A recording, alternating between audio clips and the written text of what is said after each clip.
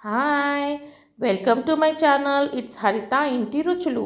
Today's recipe is cold egg sandwich. దానికి మనకు కావాల్సిన ఇంగ్రీడియంట్స్ అండ్ చేసుకునే పద్ధతి ఇది చూద్దాము. ఫస్ట్ మనం 2 బాయిల్డ్ ఎగ్స్ తీసుకోవాలండి. తీసుకొని వాటిని కొద్దిగా స్లైసెస్ లాగా చేసుకొని అందులోకి మనం oregano, pepper 1/2 teaspoon each వేసుకోవాలి. వేసుకున్నాక అందులో 1 tablespoon mayonnaise, 1 teaspoon ketchup, 1/2 teaspoon hot sauce and garlic powder 1/4 spoon వేసి మనం అది మంచిగా కలుపుకోవాలండి. ఈ సబ్స్టెన్స్ మనకు మంచిగా క్రీమీ కన్సిస్టెన్సీలో వస్తుంది, క్రీమీగా ఉంటుంది. ఇందులో మనం కొద్దిగా ఒక టేబుల్ స్పూన్ అంతా ఆలివ్స్ తీసుకోవాలి. తీసుకొని ఇందులోకి మనం లెటస్ కట్ చేసి సన్నగా కొద్దిగా వేసుకోవాలండి. లెటస్ లేదనుకుంటే మీరు కొత్తిమీర వేసుకోవచ్చు, దట్ ఈస్ సెలాంట్రో, కొరియాండర్ లీవ్స్ సన్నగా కట్ చేసి వేసుకోవచ్చు.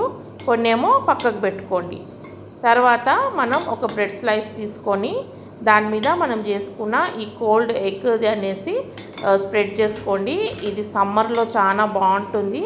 మనకు ఇది చేసుకొని మనం ఫ్రిడ్జ్లో పెట్టుకొని కూడా మనము స్నాక్స్లోకి, మార్నింగ్ బ్రేక్ఫాస్ట్లోకి అయినా, ఈవినింగ్ టీ స్నాక్ అయినా మనం ఇది తింటే హాయిగా ఉంటుంది. కడుపుకు చాలా సూదింగ్ ఉంటుందండి.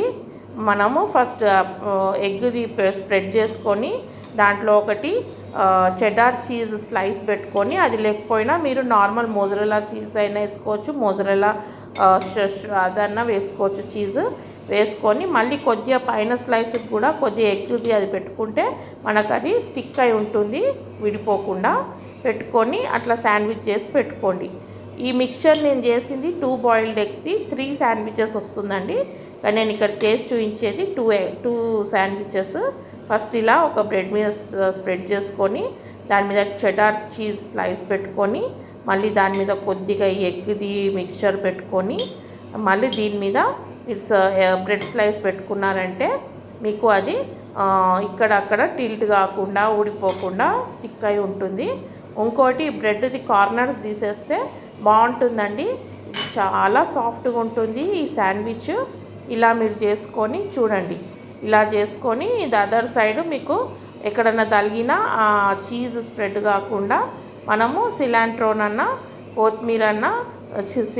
కొత్తిమీర లేదా ఈ లెటర్స్ మనం ఇట్లా పెట్టేసుకుంటే మనకు టిఫిన్ బాక్స్లో అది పెట్టుకున్నా కూడా మనకు అది స్టిక్ కాకుండా నీట్గా ఉంటుందండి. ప్లస్ మనం కూడా కొద్దిగా ఇంటేక్ అయిపోతుంది సలాద్ రూపకంగా.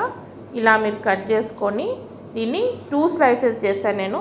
ఇందులో మీరు 4 స్లైసెస్ కూడా చేసుకోవచ్చండి.